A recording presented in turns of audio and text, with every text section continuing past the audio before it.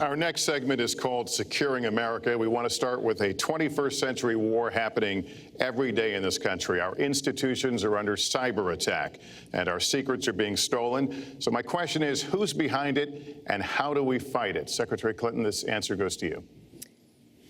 Well, I think cybersecurity, cyber warfare will be one of the biggest challenges facing the next president, because clearly we're facing at this point two different kinds of adversaries. There are the independent hacking groups that do it mostly for commercial reasons, to try to steal information that they then can use to make money. But increasingly, we are seeing cyber attacks coming from states, organs of states. The most recent and troubling of these has been Russia. There's no doubt now that Russia has used cyber attacks against all kinds of organizations in our country, and I am deeply concerned about this. I know Donald's very praiseworthy of Vladimir Putin, but Putin is playing a really tough, long game here. And one of the things he's done is to let loose cyber attackers to hack into government files, to hack into personal files, hack into the Democratic National Committee. And we recently have learned that that this is one of their preferred methods of trying to wreak havoc and collect information.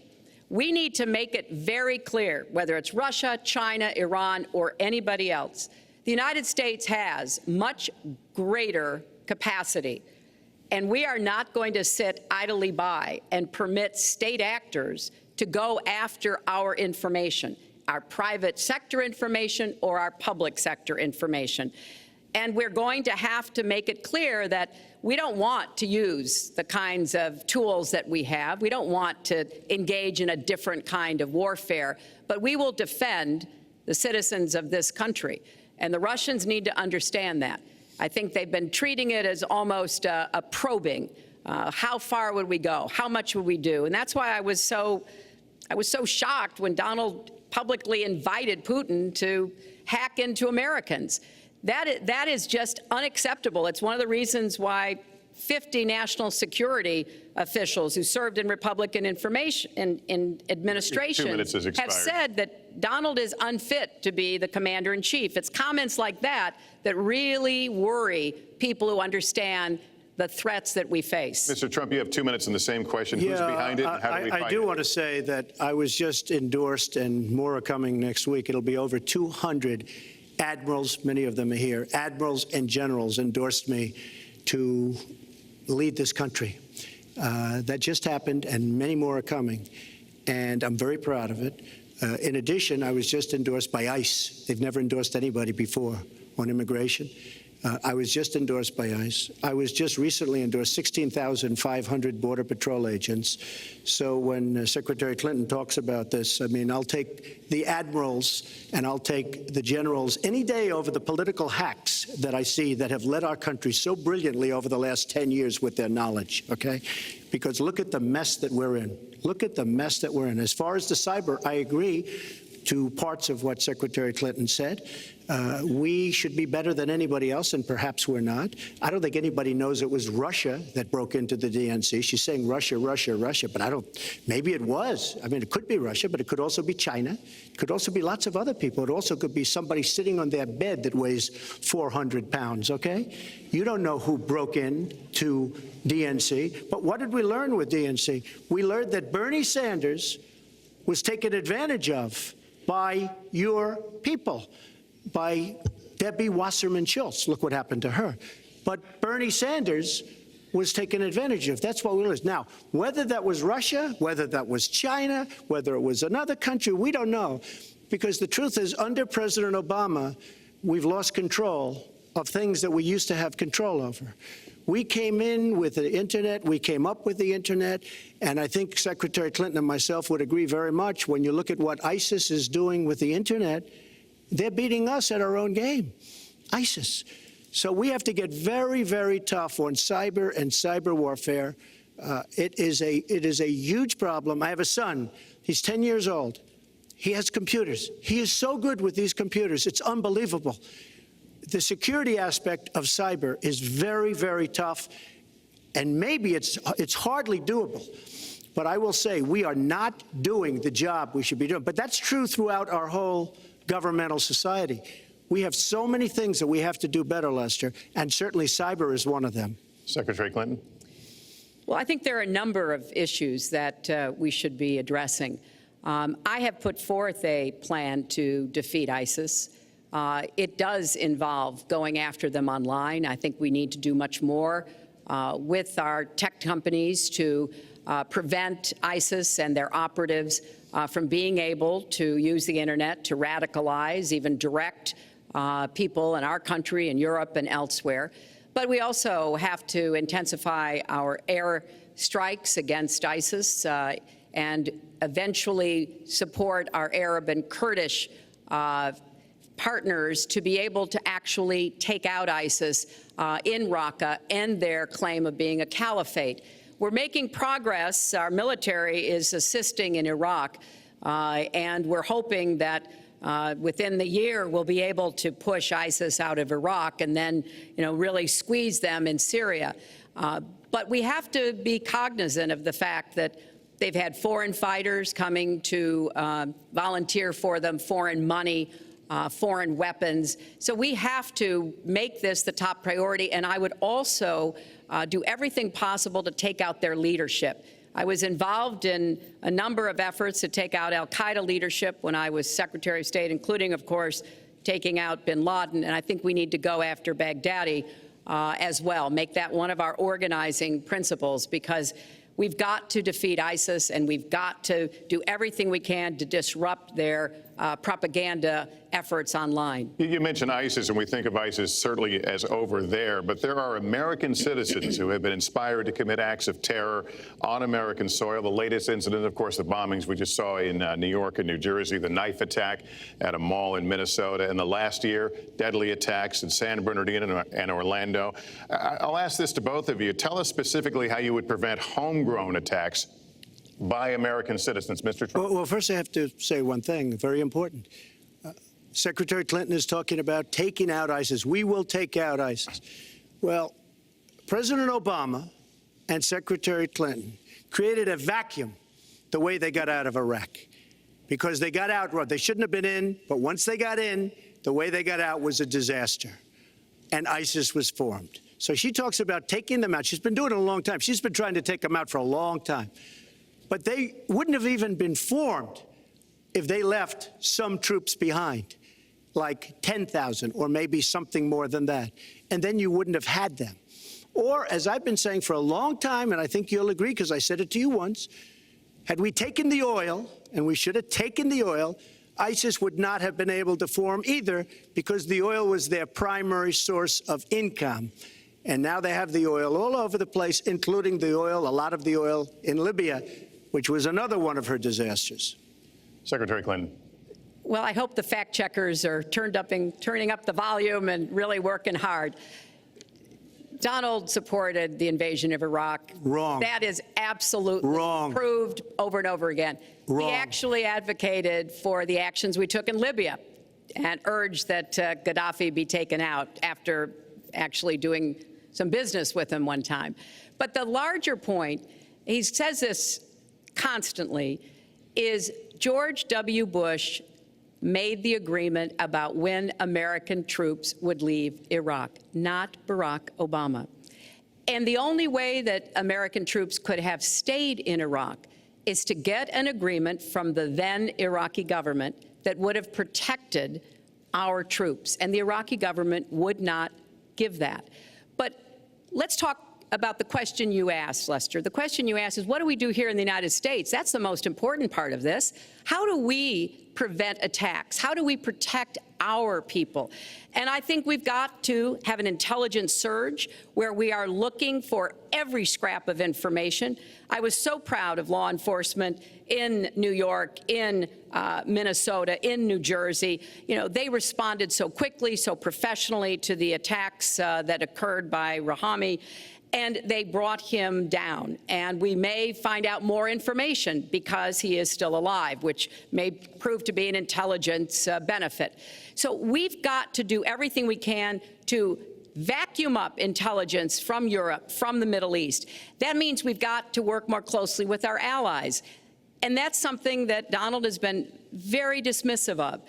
We're working with NATO, the longest military alliance in the history of the world, to really turn our attention to terrorism. We're working with our friends in the Middle East, many of which, as you know, are Muslim-majority nations. Donald has consistently insulted Muslims abroad, Muslims at home, when we need to be cooperating with Muslim nations and with the American Muslim community. They're on the front lines. They can provide information to us that we might not get anywhere else. They need to have close working cooperation with law enforcement in these communities, not be alienated and pushed away, as some of Donald's rhetoric, unfortunately, has led to. Mr. Well, I'd have to respond. Please respond. The Secretary said very strongly about working with. We've been working with them for many years. And we have the greatest mess anyone's ever seen. You look at the Middle East, it's a total mess, under your direction to a large extent. But you look at the Middle East, you started the Iran deal. That's another beauty, where you have a country that was ready to fall. I mean, they were doing so badly. They were choking on the sanctions, and now they're going to be actually probably a major power at some point pretty soon, the way they're going. But when you look at NATO, I was asked on a major show, what do you think of NATO? And you have to understand, I'm a business person. I did really well, but I have common sense. And I said, well, I'll tell you, I haven't given lots of thought to NATO, but two things. Number one, the 28 countries of NATO, many of them aren't paying their fair share. Number two, and that bothers me because we should be, as we're defending them, and they should at least be paying us what they're supposed to be paying by treaty and contract. And number two, I said, and very strongly, NATO could be obsolete because, and I was very strong on this, and it was actually covered very accurately in the New York Times, which is unusual for the New York Times, to be honest. But I said they do not focus on terror. And I was very strong, and I said it numerous times. And about 4 months ago, I read on the front page of the Wall Street Journal that NATO is opening up a major terror division. And I think that's great. And I think we should get, because we pay approximately 73% of the cost of NATO. It's a lot of money to protect other people. But I'm all for NATO. But I said they have to focus on terror also. And they're going to do that. And that was, believe me, I'm sure I'm not going to get credit for it, but that was largely because of what I was saying and my criticism of NATO. I think we have to get NATO to go into the Middle East with us, in addition to surrounding nations, and we have to knock the hell out of ISIS, and we have to do it fast. When ISIS formed in this vacuum created by Barack Obama and Secretary Clinton, and believe me, you were the ones that took out the troops. Not only that, you named the day. They couldn't believe it. They sat back probably and said, I can't believe it. They said, no, wait a minute. We've covered when they formed, this is something that never should have happened. It should have never happened. Now, you're talking about taking out ISIS, but you were there and you were Secretary of State when it was a little infant. Now it's in over 30 countries. And you're going to stop them? I don't think so. Mr. Trump, a lot of these are judgment questions. You had supported the war in Iraq before the invasion. What makes your judgment? I did not support the war in Iraq. 2002. That is a mainstream media nonsense put out by her, because she, frankly, I think the best person in her campaign is mainstream media. My question is, since you would you like to hear? Why is your I was against the war. Wait a minute. I was against the war in Iraq, just so you put it out. The record shows otherwise. The record does not show that. Why is your judgment? The record shows that I'm right. When I did an interview with Howard Stern, very lightly, first time anyone's asked me that, I said, very lightly, I don't know, maybe, who knows, essentially. I then did an interview with Neil Cavuto. We talked about the economy is more important. I then spoke to Sean Hannity, which everybody refuses to call Sean Hannity. I had numerous conversations with Sean Hannity at Fox, and Sean Hannity said, and he called me the other day, and I spoke to him about it. He said, you were totally against the war, because he was for the war. Why is your judgment better than... And that was before the war started. Sean Hannity said very strongly to me and other people, he's willing to say, but nobody wants to call him, I was against the war. He said, you used to have fights with me because Sean was in favor of the war. And I understand that side also, not very much, because we should have never been there. But nobody called Sean Hannity. And then they did an article in a major magazine shortly after the war started, I think in '04, but they did an article which had me totally against the war in Iraq. And one of your compatriots said, you know, whether it was before or right after, Trump was definitely, because if you read this article, there's no doubt. But if somebody, and I'll ask the press, if somebody would call up Sean Hannity, this was before the war started, he and I used to have arguments about the war. I said it's a terrible and a stupid thing. It's going to destabilize the Middle East, and that's exactly what it's done. It's been a disaster. My reference was to what you had said in 2002, and my question was, why is your judgment any different than Mrs. Clinton? Well, I have much better judgment than she does. There's no question about that. I also have a much better temperament than she has. You know, I have a much better. She spent, let me tell you, she spent hundreds of millions of dollars on an advertising. You know, they get Madison Avenue into a room, they put names. Oh, temperament, let's go after. I think my strongest asset, maybe by far, is my temperament. I have a winning temperament. I know how to win. She does not know how to win. Clinton? Wait, the AFL-CIO the other day, behind the blue screen, I don't know who you were talking to, Secretary Clinton, but you were totally out of control. I said, there's a person with a temperament that's got a problem. Secretary Clinton. Woo, okay. Let's talk about two important issues that were briefly mentioned by Donald. First, NATO. You know, NATO as a military alliance has something called Article 5, and basically it says this: an attack on one is an attack on all. And do you know the only time it's ever been invoked? After 9/11, when the 28 nations of NATO said that they would go to Afghanistan with us to fight terrorism, something that they still are doing by our side. With respect to Iran, when I became Secretary of State, Iran was weeks away from having enough nuclear material to form a bomb. They had mastered the nuclear fuel cycle under the Bush administration. They had built covert facilities.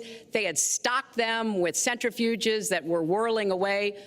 And we had sanctioned them. I voted for every sanction against Iran when I was in the Senate, but it wasn't enough. So I spent a year and a half putting together a coalition that included Russia and China to impose the toughest sanctions on Iran. And we did drive them to the negotiating table. And my successor, John Kerry, and President Obama got a deal that put a lid on Iran's nuclear program without firing a single shot. That's diplomacy. That's coalition building. That's working with other nations. The other day, I saw Donald saying that there were some Iranian sailors on a ship in the waters off of Iran, and they were taunting American sailors who were on a nearby ship. He said, you know, if they taunted our sailors, I'd blow them out of the water and start another war. That would not good judgment. That is not the right temperament to be commander-in-chief, to be taunted. And the worst part of what we've heard Donald say has been about nuclear weapons. He has said repeatedly that he didn't care if other nations got nuclear weapons, Japan, South Korea, even Saudi Arabia.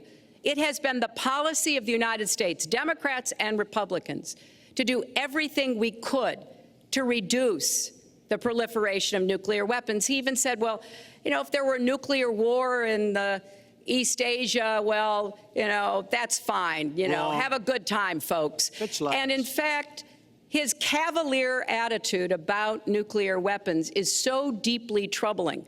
That is the #1 threat we face in the world, and it becomes particularly threatening if terrorists ever get their hands on any nuclear material.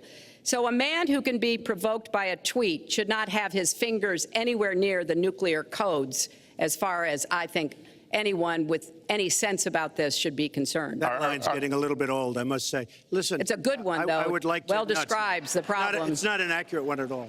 It's not an accurate one. So I just want to give a lot of things, and just to respond. I agree with her on one thing. The single greatest problem the world has is nuclear armament, nuclear weapons, not global warming like you think and your president thinks. Nuclear is the single greatest threat. Just to go down the list, we defend Japan, we defend Germany, we defend South Korea, we defend Saudi Arabia, we defend countries. They do not pay us what they should be paying us because we are providing tremendous service and we're losing a fortune. That's why we're losing. We lose on everything. I say, who makes these? We lose on everything. Well, I said that it's very possible that if they don't pay a fair share, because this isn't 40 years ago where we could do what we're doing. We can't defend Japan, a behemoth selling us cars by the million. We need to move on. Wait, but it's very important. All I said was they may have to defend themselves or they have to help us out. We're a country that owes $20 trillion. They have to help us out. As far as the nuclear is concerned, I agree. It is the single greatest threat that this country has.